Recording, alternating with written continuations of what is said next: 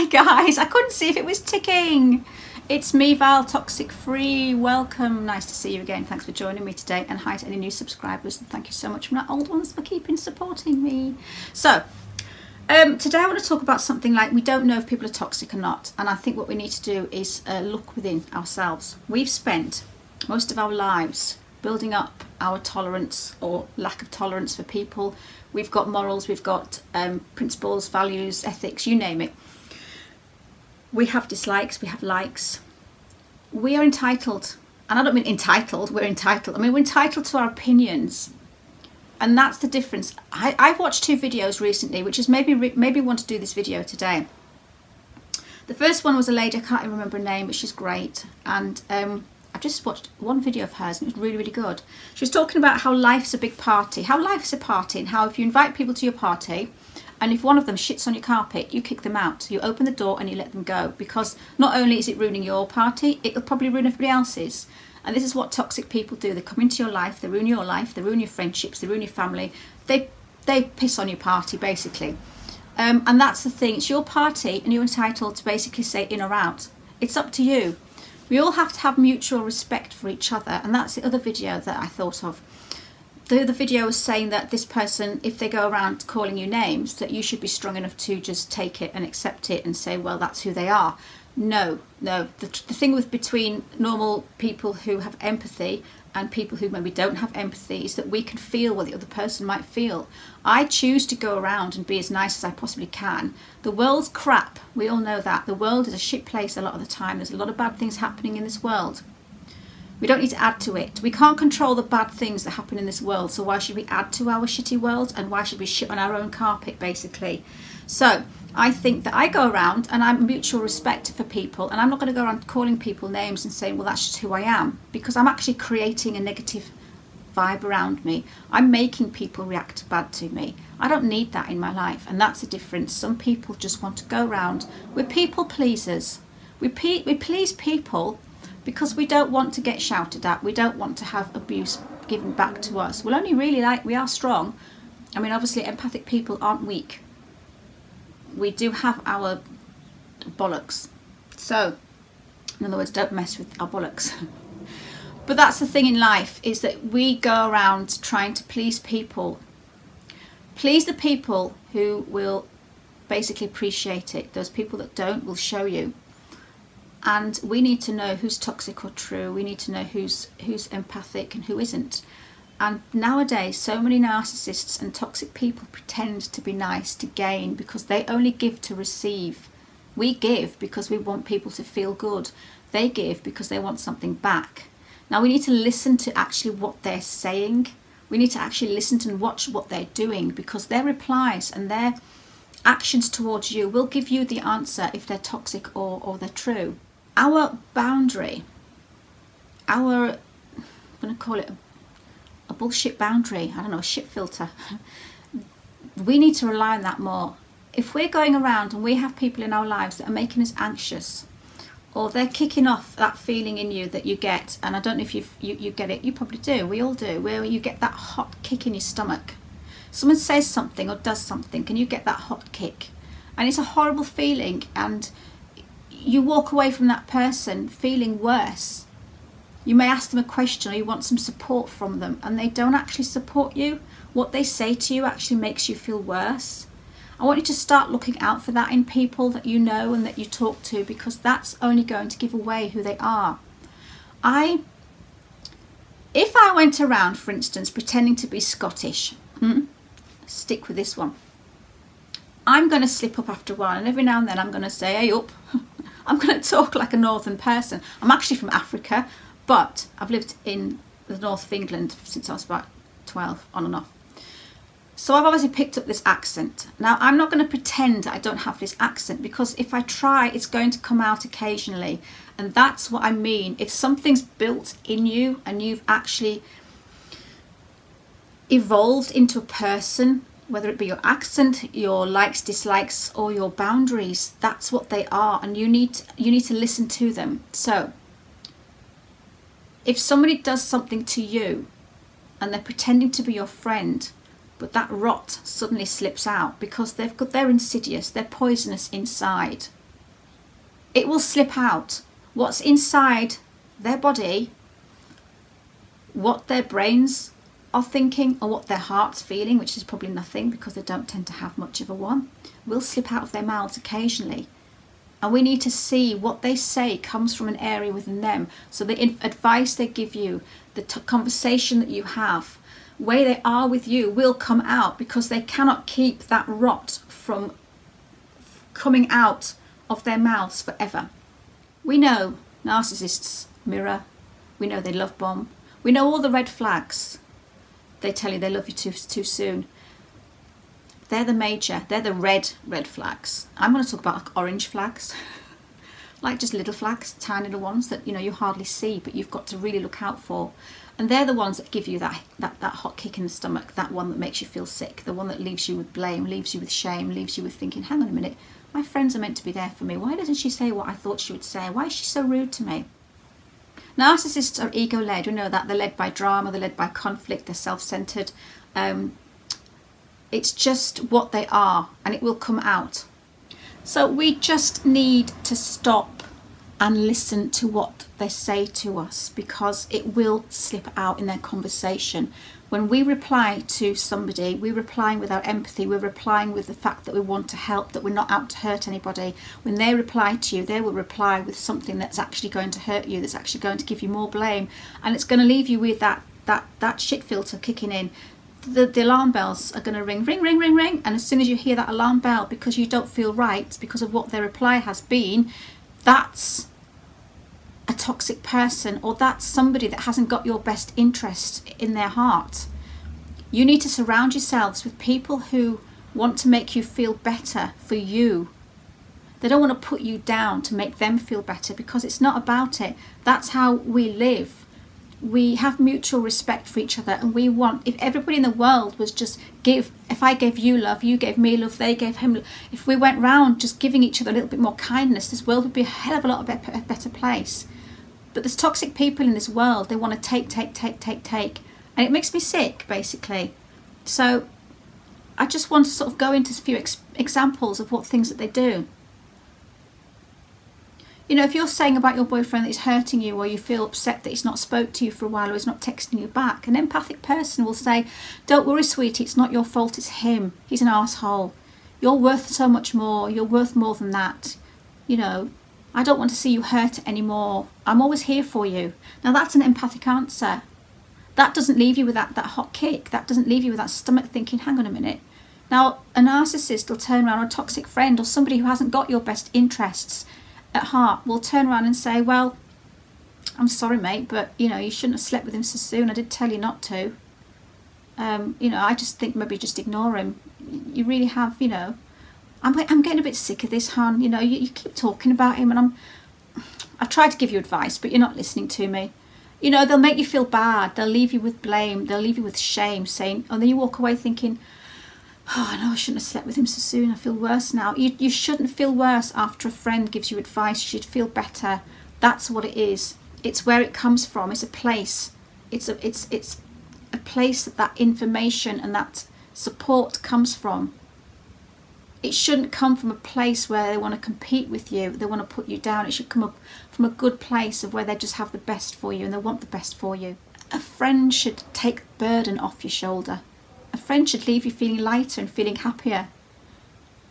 If you go to a friend for support and they even turn around and say, do you know, I'm sick of listening to you, and they just put the phone down, or they just say it's your fault, you shouldn't have gone there. That's not a friend.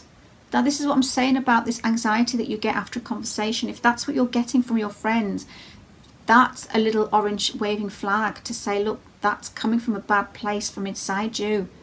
That comment, that support that you've just given me is not coming from a place of love. It's coming from a place of dislike and of competitiveness and hurt. And I think that's what we don't realise. We don't listen to what our people in our lives are actually saying to us, or what the context is behind what they're saying to us. See, a lot of them will devalue you. You'll say things to them. You know, you hurt me last night. Now a narcissist will turn around and say, oh, don't be so stupid, I didn't hurt you. You're so sensitive.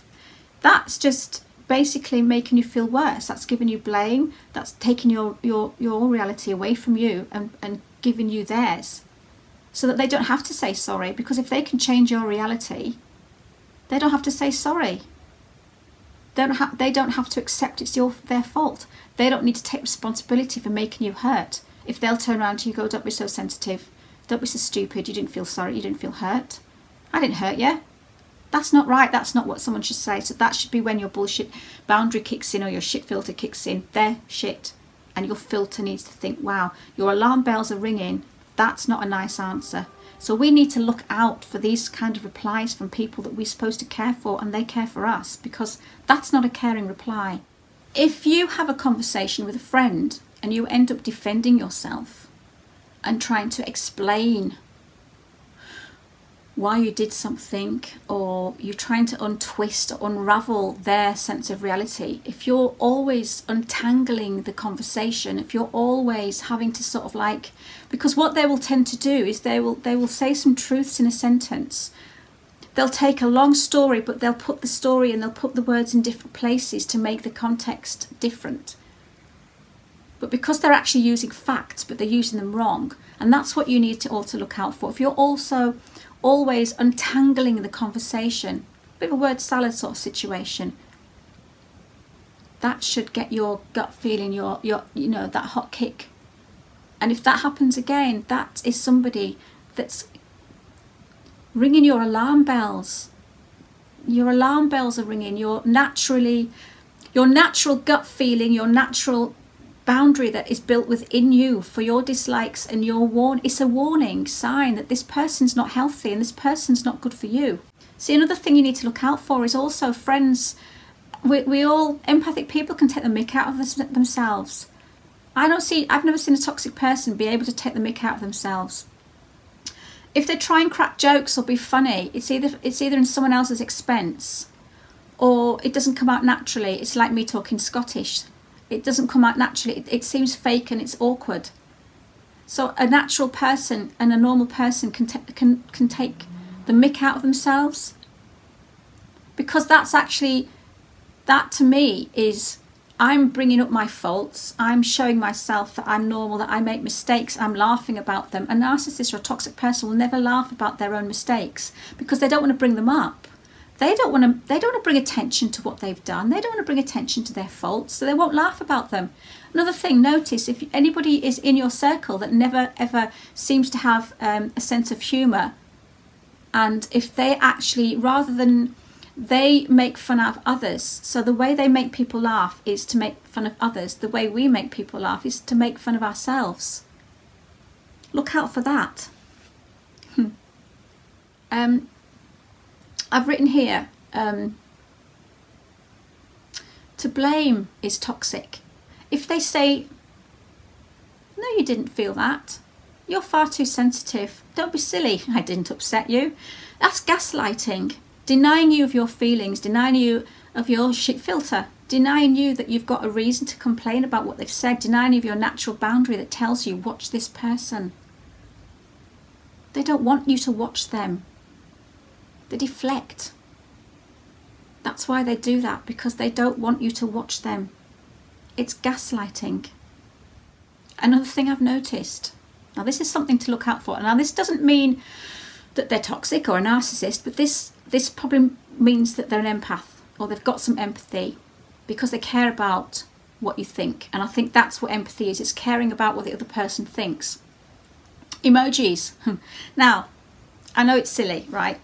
But if you get a lot of emojis in texts from friends, the reason I put emojis is because I want a person to read my text in the way that it's meant to be read.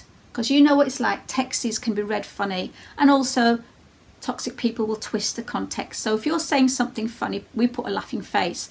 If we're saying something that we're caring, we put a love heart, we put roses, we put the poo emoji. We put emojis into our sentences so that when the person reads them, they're reading them the correct way. They're reading them the way that we want it to be read. Emojis are there to give emotion to what is being said. I've never seen or had a text from a toxic person that I've had knowledge on that's been toxic. I've never seen any emojis. Now, yeah, it's ridiculous, but little things like this matter. Little things like this count. So, I'm not saying that everybody who doesn't put a bloody poo emoji or a smiley face or a heart, and don't you narcissists start doing this, because I know that you watch these videos. No way. Don't you start clicking onto this one and think, oh, right, I know what to do. I'm going to put a little poo face into my emoji. I'm going to put a little laughing smiley face or a little devil face. Or no, don't copy us. But this is the thing that I've noticed, that empathic people will put emojis in our comments so that there is read. It's read from the other side how we are meant to be saying it. It's a personality thing. It's actually giving personality to the text. That's what emoji is about. So look out for that one. There's a scale. There's a scale within nice to nasty, toxic to empathic, you name it. Our boundary is there to stop. Some people's boundary is higher up. Some people can take more. This person, obviously, that I was talking about in the video, he probably can take more shit from people, which is why he thinks that he can give enough shit out, because he accepts it, so why shouldn't others? No, we have a filter, and our filter is to stop at the point of where the scale gets too high for our boundary to take. When you're getting from nice and you're getting up to the nasty stage, ours will stop at a certain point, and everybody has that certain point, that certain boundary on that scale, on the spectrum of nice to nasty. My spectrum, my filter is right to the bottom. I'm afraid I don't let anyone shit on my carpet. In fact, I have parties. Just don't invite anyone round. There you go. You don't have any shit. But the spectrum is from bad to nice, and a lot of people basically will stop their filter at whatever point they find that they want that person to stop. If that makes any sense. I know I'm waffling again, but that's what I do. So, moral of this story. When you get that gut feeling, when you get a negative feeling, whatever kind of negative emotion it is, whether you feel sad after talking to somebody, you feel anxious, you feel blamed, you feel like you've got to defend yourself, you feel unhappy, any kind of negative gut feeling that you get when you're talking to somebody, that's a little orange flag. That's telling you that your boundary has been hit, that the trigger has been flipped on your shit filter. And at that point, you need to look at that person carefully. You need to watch that person and see if that person's actions from now on match what you want them to be. Are they giving you good advice? Are they blaming you for every time you go for support to them? Are they laughing at you rather than laughing at themselves? And do they send poo emojis? That's what you need to look out for. Got a little bit more. Basically, walk away. It says here, like the saying goes, we are what we eat, which is really weird, but we also say what we are. If you lie to me, it means you're a liar. If you cheat, to me, you're a cheater. Accept what they say is what they are. If they talk poison, they're toxic. If they say bad things, they're bad people. We need to just make it more logical. I'm not saying go black and white like narcissists do, but stop putting people in the grey area like we do. Stop giving people the benefit of the doubt. If you get that pain in your gut, walk away. They're rotten. They're rotten from the inside. Their hearts are rotten, their brains are rotten, what comes out of their mouths are rotten. If it originates from inside, from a rotten place, it's going to come out of their mouths rotten. Good people don't make other people feel bad. And only bad people make people feel bad. Unless you're a covert narcissist. But you'll find out in the end who's who, if you just be aware of who's around you and who you have in your life. Bad people don't make others feel good. We need to listen. We need to look at what they say. And if they shit on you, walk away. If they shit on your carpet, you know, get a carpet cleaner. We can't change people to be nicer to us. We can't make people be nice. If they're not nice, we just need to walk away. Just because someone's been a friend for 30 years, it doesn't mean that, oh well, they have to be a friend for another 30. We don't have to keep people in our lives who hurt us. You can't change other people's actions. You just need to listen to your shit filter and basically just what that tells you, just take note of it and let people go. I hope that makes sense. I really do, because I have all these ideas in my head and sometimes they all just get kerfuffled and I just can't get them out, what I'm trying to say. So again, just look at people's words. Are they blaming you? Are they putting burden onto you? if you go for support, are they actually supporting you or are they blaming you? Guys, I'm going to take my mum fishing this afternoon. That's why I've not made a video for a while, because it's been really nice weather outside. So I'm going to go fishing. So take care. Stay safe. Bye now. Bye-bye.